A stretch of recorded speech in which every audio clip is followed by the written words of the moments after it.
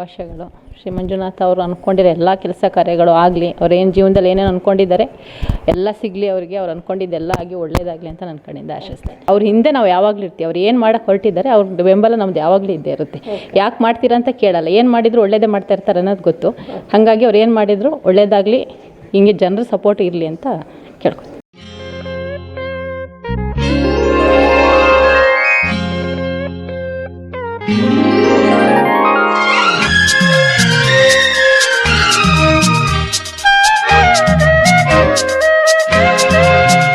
ಜನದ ಪ್ರೀತಿ ವಿಶ್ವಾಸದ ಮುಂದೆ ಬೇರೆ ಯಾವುದನ್ನು ಏನು ದೊಡ್ಡದಲ್ಲ. ಏನಂದರೆ ಪ್ರತಿ ವರ್ಷ ವಿಭಿನ್ನವಾಗಿ ಆಚರಣೆ ಮಾಡ್ತಾಯಿದ್ವಿ. ಈ ಸಲ ಕಾರಣಾಂತರಗಳಿಂದ ಏನು ಮಾಡಬಾರ್ದು ಅಂತ ಮನೆ ಮಟ್ಟಕ್ಕೆ ಫ್ಯಾಮಿಲಿ ಜೊತೆ ಸೆಲೆಬ್ರೇಷನ್ ಮಾಡ್ತಾಯಿದ್ದೀವಿ. ಸ್ನೇಹಿತರು ಹಿತೈಷಿಗಳೆಲ್ಲ ರಾತ್ರಿಯಿಂದ ಬಂದು ವಿಶ್ ಮಾಡಿಬಿಟ್ಟು ಹೋಗಿದ್ದಾರೆ. ಅವರ ಅಭಿಲಾಷೆಗೆ ನಾನು ಸದಾ ಚಿರಋಣಿಯಾಗಿರ್ತೀನಿ ಅಂತ ಹೇಳ್ತಾ ಈ ಸಂದರ್ಭದಲ್ಲಿ ಹೇಳೋಕ್ಕೆ ಇಷ್ಟಪಡ್ತೀನಿ. ಬರ್ತಡೇ ದಿನ ಮಾಡಿ 364 ದಿನ ಮಾಡದೇ ಇದ್ದರೆ ಪ್ರಯೋಜನ ಇರೋಲ್ಲ.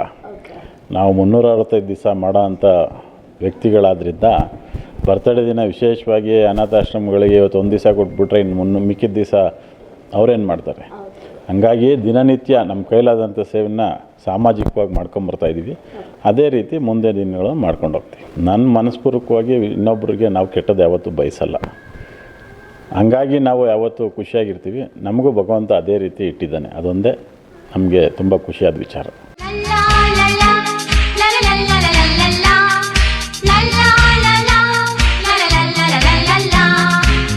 ನಗುತ್ತಾ ನಗುತ್ತಾ ಬಾಳು ನೀನು 100 ವರ್ಷ ಎಂದು ಹೀಗೆ ಇರಲಿ ಹರ್ಷ ಹರ್ಷ. ಉಲ್ಲಾಸದ ಶುಭ ದಿನಕ್ಕೆ ಸಂತೋಷವೇ ಉಡುಗೊರೆಯೋ.